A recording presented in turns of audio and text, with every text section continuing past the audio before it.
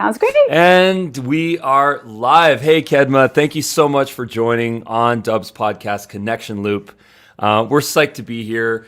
We're going to talk about something that is challenging, it's uncomfortable, but it's a reality, and it's something that's so essential for starting a business, at least for most of us. So, Kedma Ough, please let's get into this. If you could just start with a short bio, and then let's get into the topic. Yeah, super simple. I'm a fifth generation entrepreneur, which is quite rare. And I have spent the last 20 years helping entrepreneurs, everyday inventors, hustlers, just try to find access funds. I spent 15 years on and off for the Small Business Administration, and I'm considered a national funding expert. But my work really began in 2001 when I faced bankruptcy. I had to file bankruptcy, having left a difficult relationship. And 2 weeks later, I received a credit card from Capital One for $200. And I remember the moment as if it was yesterday. I was literally sitting there wondering why I was getting the credit card. But I remembered as a young girl, I used to play a game called Monopoly. We've all played Monopoly. And what I know about Monopoly is if you're on the board and you're totally broke, as long as you can pass go, you're going to get $200 from the bank. That was the moment I said that the universe has just played me back into the game.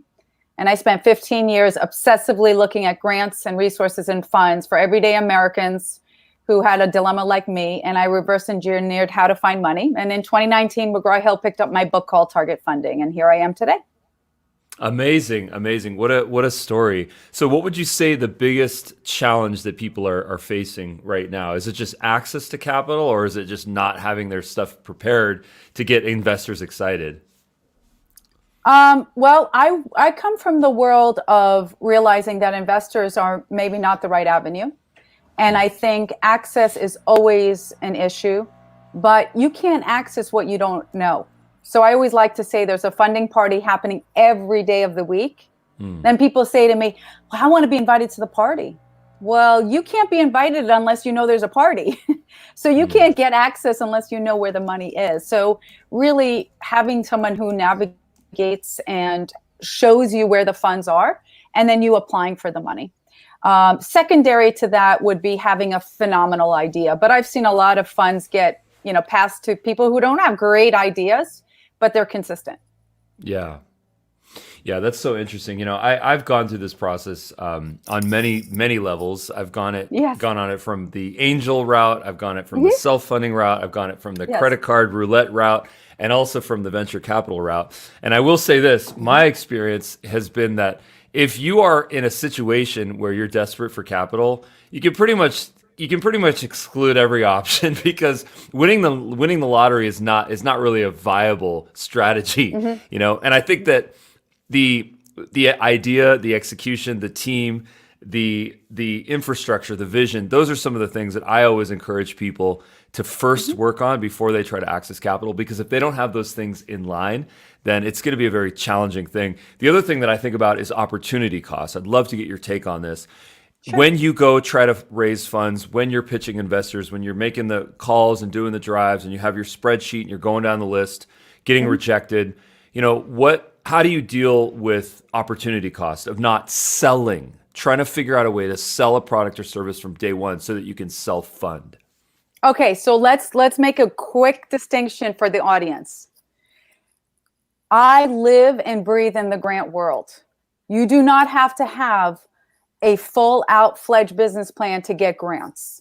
You need to understand that grants are based on mission, and I live and breathe in getting grants, which means funds you don't have to repay back for businesses, which is very different than raising funds. So I want to separate the two, because we sometimes think that raising funds is where it needs to be, and it's absolutely wrong. So I'll give you a real life scenario. In 2008, I purchased my own office, and I had to put down 6%, which typically is very, very low when you're looking at commercial space. But my interest has now been fixed since 2008 at 0.04%. That's less than 0.5% interest. That was not about raising capital. That was about understanding that there were market tax credits that were set aside for specific demographics, and I knew how to get the jackpot. So I just want to make it very clear that if you are listening to this and you're not investor eligible, it doesn't mean the game is over, and it doesn't mean you have to go back and figure out how to build a team. It just means that maybe we need to look at grants. Now, second comment you brought up was, how do we look at it, especially if it's product driven? I live in the invention space. I actually am a board member for the United Inventors Association that oversees every inventor club in the country. We work very closely with the U.S. Patent Office. If you came to me today and said, Kedma, I have a product, it's an invention, I know it's going to do great, I just don't have $10,000 to pay an attorney, I'm not going to send you to an investor. That's ridiculous.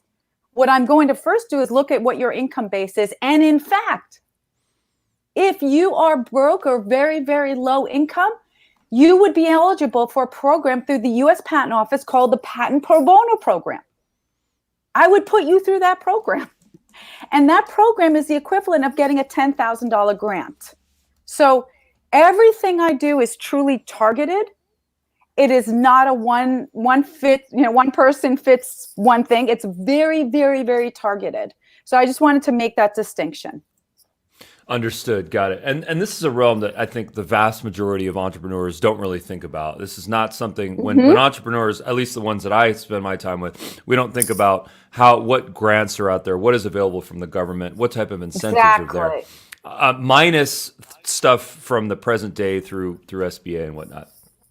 Correct. So how can we go educate us a little bit on that research process? Where do we start? How do we figure out what we're eligible for? Yeah, great question. Everything that you're eligible is unique to your variables. Let me explain.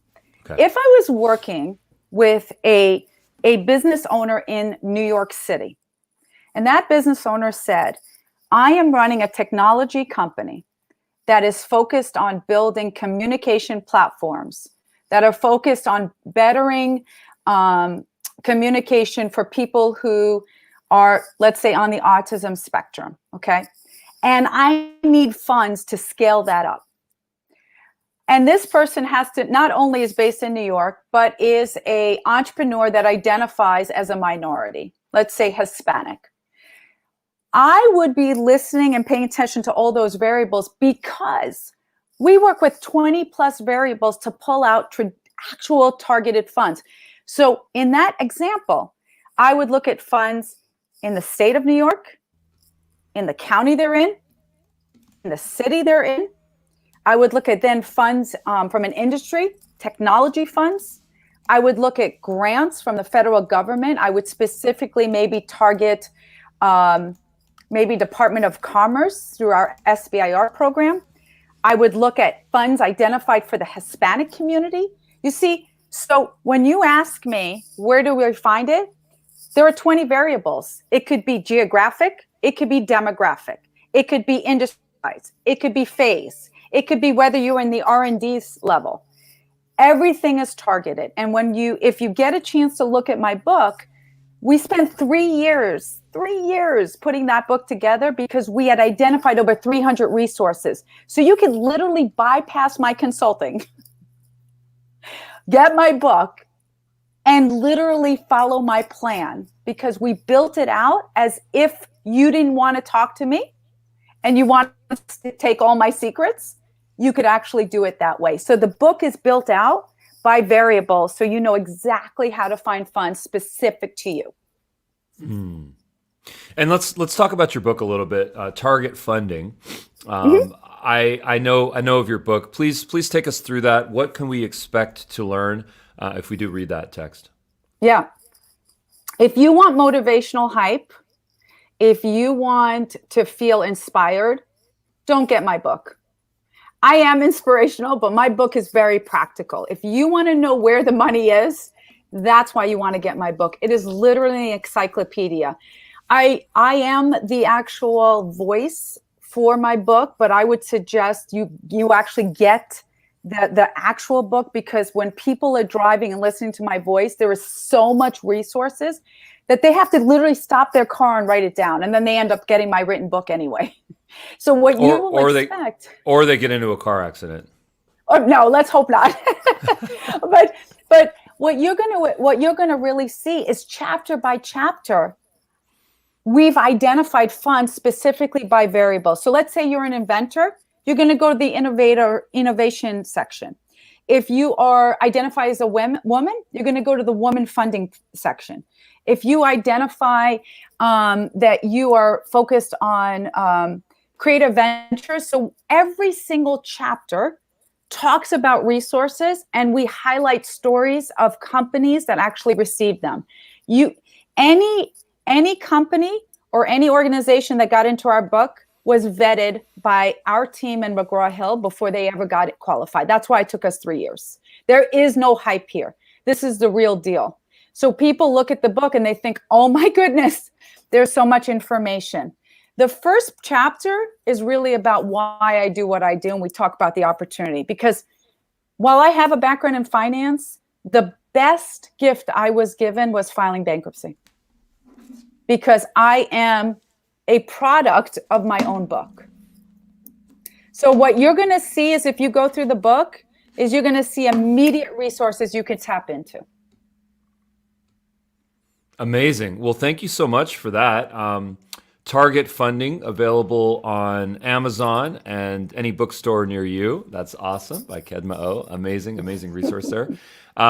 Okay, so let's get into this idea of opportunity cost, because this is where I live. Okay, I live in the realm where if you can go and you can start a business, the dream startup strategy for me is this. Okay, and I'm a serial entrepreneur. I've been around the rodeo. I've done a lot of failures, and this comes with failure, not with success. That's where these learnings come from. So the first thing is, how can you sell on day one?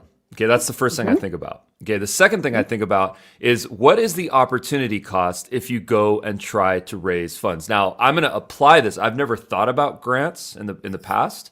Unless I was in a nonprofit, I'm ignorant. I get it, so I'm learning. but I will say this, that I have never thought about that in the past. And the third thing I would say very quickly is that what is it that I can do to sell? And if I spend my time right now on chasing money, how will that result in failure in the future, right? So for me, where I feel comfortable is developing a business. I'm the CEO of a SaaS company. It takes a long time to build technology, years in fact. It takes a lot of money, hundreds of thousands of dollars or more. And I've been through that process, but from day one, we were selling, and I took the revenue and I invested back into the business, and it was just a rinse and repeat situation. Awesome. And we never chased any money per se. Now, I know that might sound elitist. I know I might sound lucky. I know it sounds maybe bad, but that is the reality, and I feel most comfortable in that realm. How can we balance seeking external capital from grants, from investors, but at the same time still sell and make the money so that we control our domain?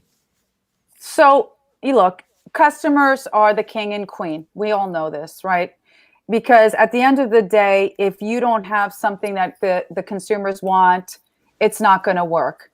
I remember a few years back where I had a quick story, then I'll respond back. I had a couple come and meet with me. Very smart couple. Both of them were in software. One was an engineer, and they had developed a product that was basically a modified diaper bag that could be also used for your computer. And they spent over $100,000 in R&D, and they couldn't understand why nobody wanted the product. Well, here was the product. It was basically a one-stop shop diaper bag that you could put all the diapers in, and you can also have your laptop. And I said, well, do you have done a test on this? They had actually not done any beta test with their customers. And the reality is when we stepped in, we knew already that the customers were not going to do it. I'm a mom of 3. There is no way I'm going to put dirty diapers into the same bag that I have my laptop. Not going to happen, right? So the first thing you want to, of course, do is you want to have something that can be tested. Having said that, if we're going to look at the idea of fundraising and we're trying to go after venture capital, even in that case, I'm going to tell clients to target it. So let me give you a reality check on that, because I think you bring up an excellent point. I happen to be an investor. I'm an accredited investor, but I only work through one organization. I work through a national organization called Pipeline Angels. Pipeline Angels is recognized nationally for women, accredited women investors who invest in women businesses. That's all we do.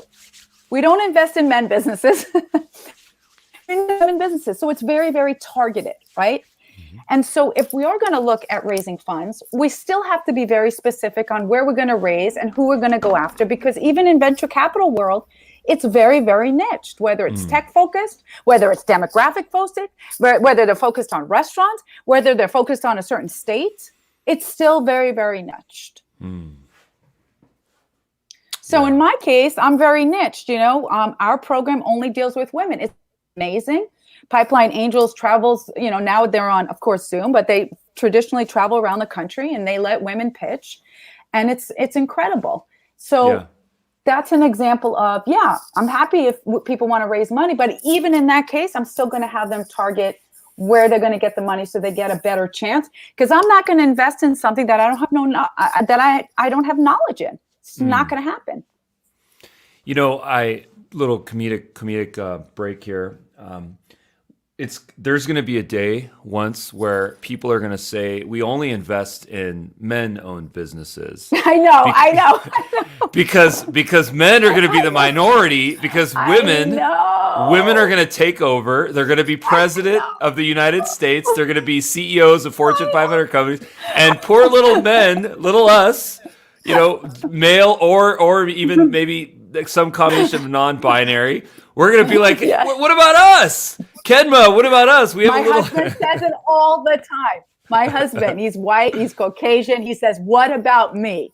Why don't we get any? He says to me all the time, why can't you get funds for people like me? I'm like, I don't make up the rules. I just find where they are. Okay. I don't decide whether you're a minority or not. I just follow the formula. But you're right. There isn't a lot of funds for white Caucasian males. And there's a reason for that. But right.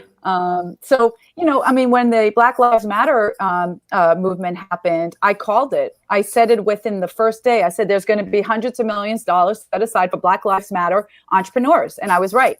So there is so much money now set aside from that on multiple levels, because people want to invest in Black Lives Matter and support entrepreneurs that are operated, that identify with that demographic. So social changes does impact the money that is set aside for those communities.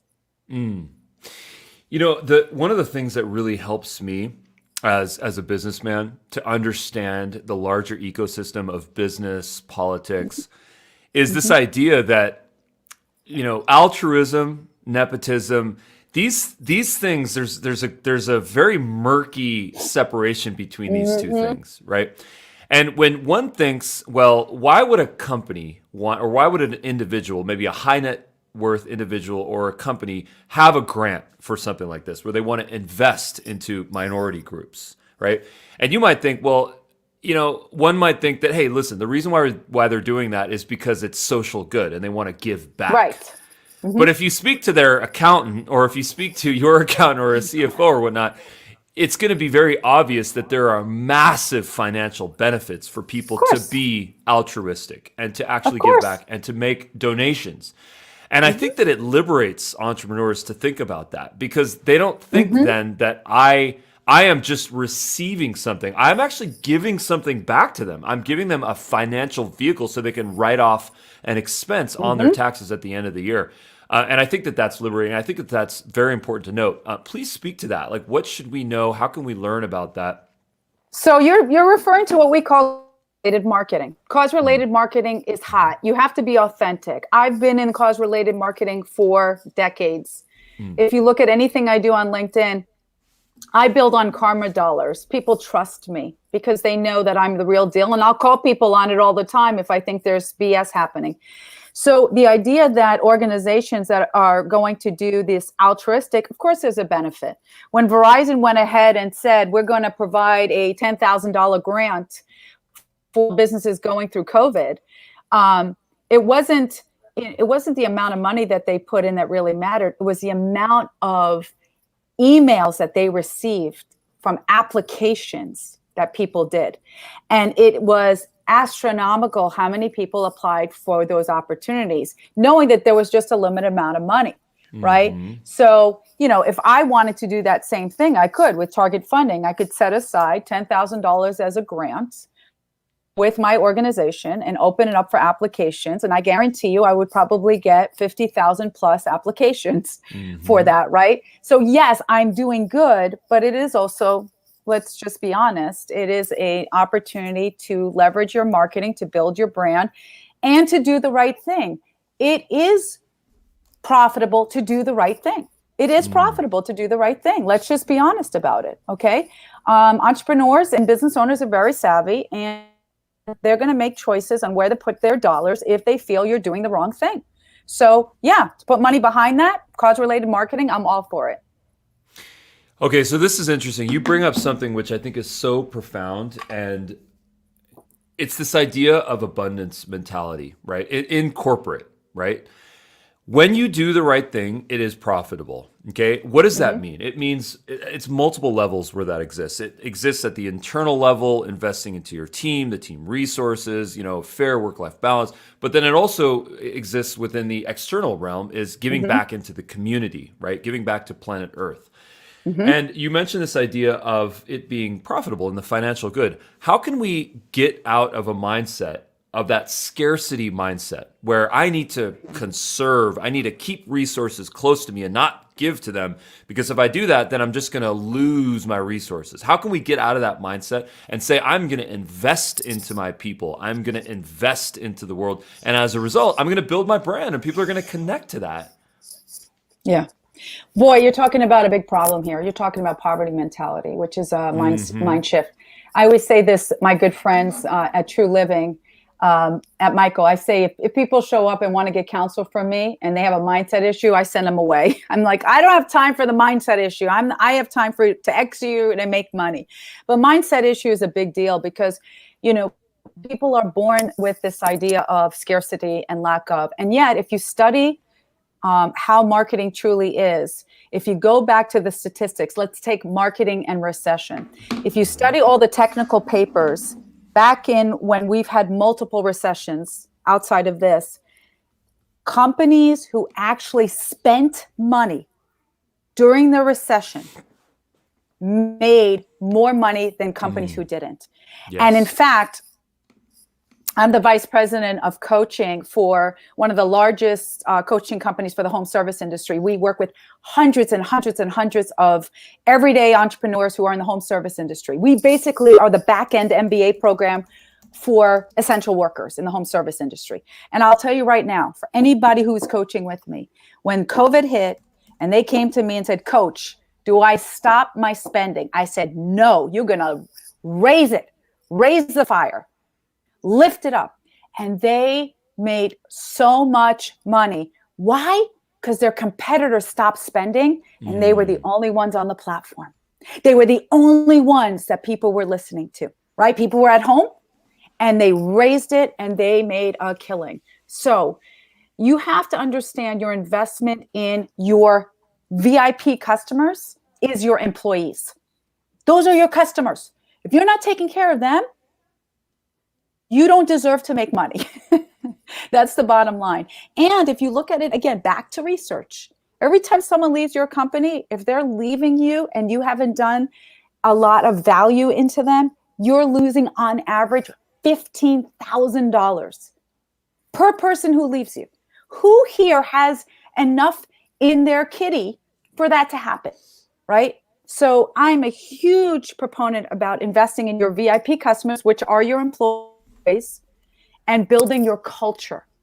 Huge proponent on that. And I can go into a lot, but that's kind of the taste of it.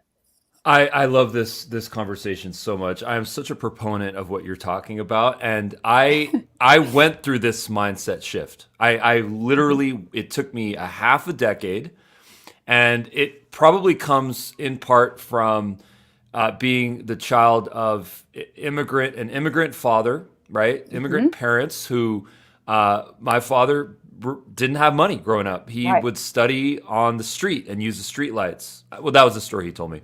There was no snow in New Delhi where he was, so he couldn't give me the snow uphill 2 ways. But his story was the street light, and that's where he studied, and I believe that story.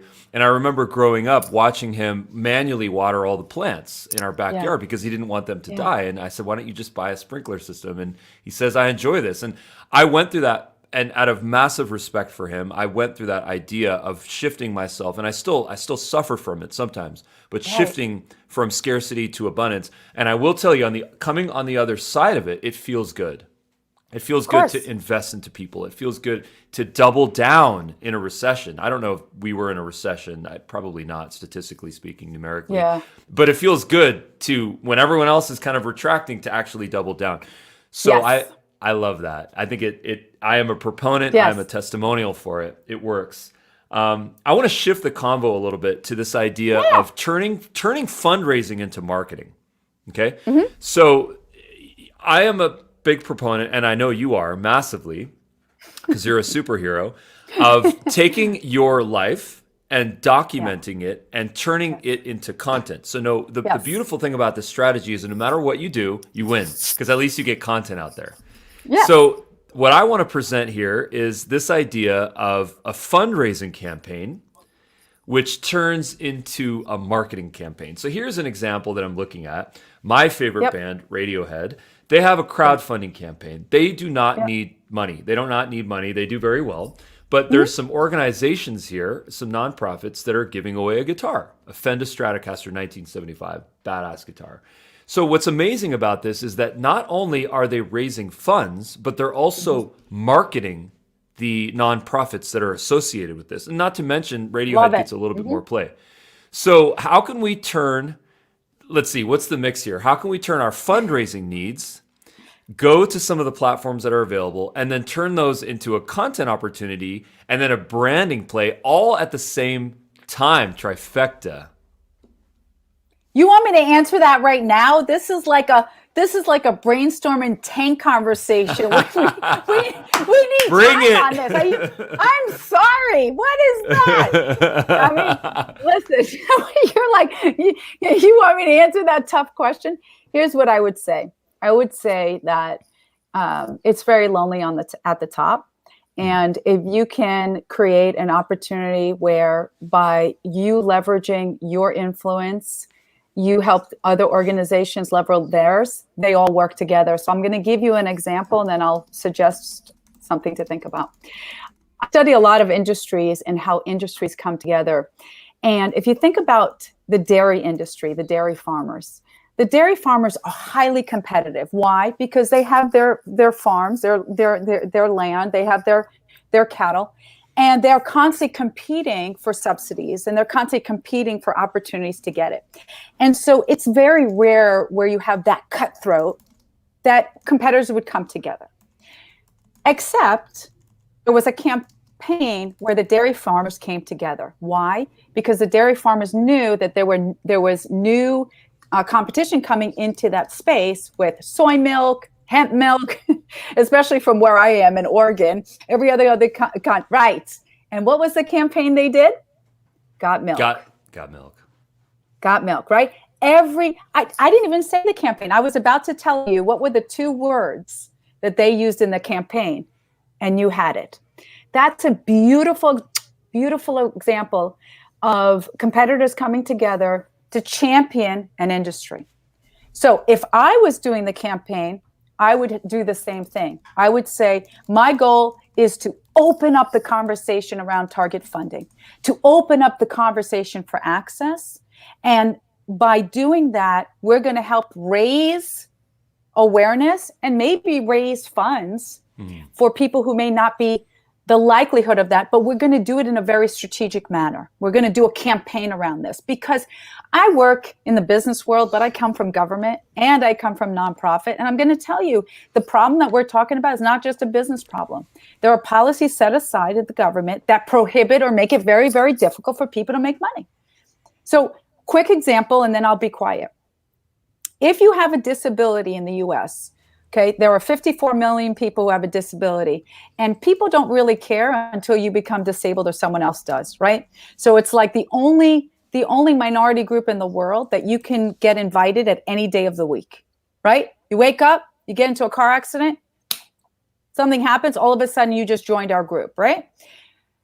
However, if you are getting Social Security sets it up and designs it in such a way that they don't want you to make money, or they don't want you to make a lot of money, because if you do make enough money, then they're going to threaten to take away your Social Security benefits. Okay, that's an example of policy that if I was running for office, I would go after Social Security, because I can't understand the fact that if someone needs a medical thing, why are you going to prohibit them from making as much money as they want? Right? But those are policy and very complicated things that most people would not understand or not have an awareness of. So my point is, if we're going to go and campaign for something like this, we'd have to look at the bigger picture and who needs to be involved. So interesting. Okay. So interesting. Yeah. Love that. Yeah. Well, there's a lot. There's a lot that we need to buy your book. We need to start with Target. We need to start with your book. That's the place we need to start. Give me some links. Where can we learn about you on LinkedIn, website? Oh, yeah. Well, LinkedIn, I know, because look, I'm the only one who wears a cape. So if you find anyone else who wears a cape, I wear them on stage, and all my capes are customized. So you can just find me on LinkedIn, Kedma Ough, or just key in Small Business Superhero. And then you can also go onto my website, just Kedma Ough. There I am. And actually, that video I just posted, because people who don't know about my story and why I wear a cape sometimes mock the cape until they hear my story, and then they feel like crap. Because the true story is that I lived a superhero life. I went into hiding for 5 years because I had a villain who was trying to kill me. And through my own kind of discovery, I believe in the idea of really helping people find their own. That's a cool video. Yeah, that was when I went and surprised one of my clients at the grand opening. So you can find me on kedmaough.com. You can find me on targetfunding.com. You can key me in Google. There's only one Kedma. So yeah, whatever works. Yes. Kedma, and last name is spelled Ough. Yes. Amazing, yes. Kedma. Well, tons of gratitude for your time, for your insight, for your thought leadership. You are a superhero. I cannot wait to see your next video on LinkedIn. Thanks again. Thank you. Yeah. Bye. Stick around for some notes. Absolutely. I'll see you soon.